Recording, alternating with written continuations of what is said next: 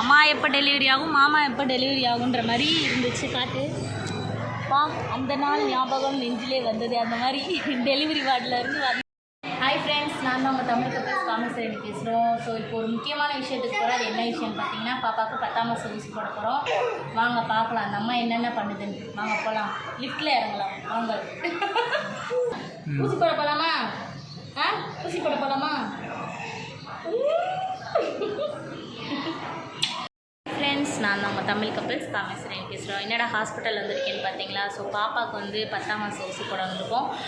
இதுக்கு முன்னாடி அப்டேட்ஸ்லாம் வந்து நான் கொடுக்கல. ஏன்னா வந்து யூடியூப்பில் வந்து நான் வீடியோ பண்ணலை. ஸோ ஃபேமிலி சுச்சுவேஷன் நான் பண்ணலை. தென் அதுக்கப்புறம் பாப்பா ரொம்ப வாழைத்தனமாக இருக்கால, அதனால் நான் வீடியோ போஸ்ட் போடுறதில்ல, வீடியோ செல்லு எதுவுமே யூஸ் பண்ணுறதில்ல.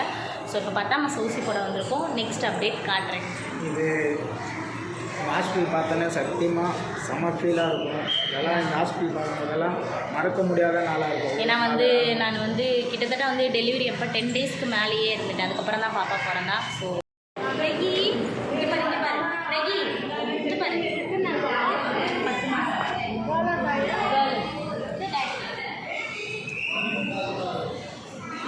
பாப்பாவுக்கு இன்ஜெக்ஷன் போட உள்ளே போயிட்டேன்.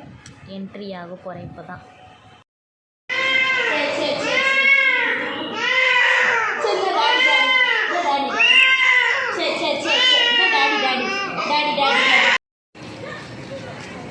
பிரஜாசாமி,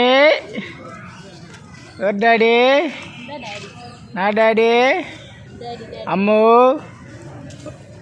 அம்மா.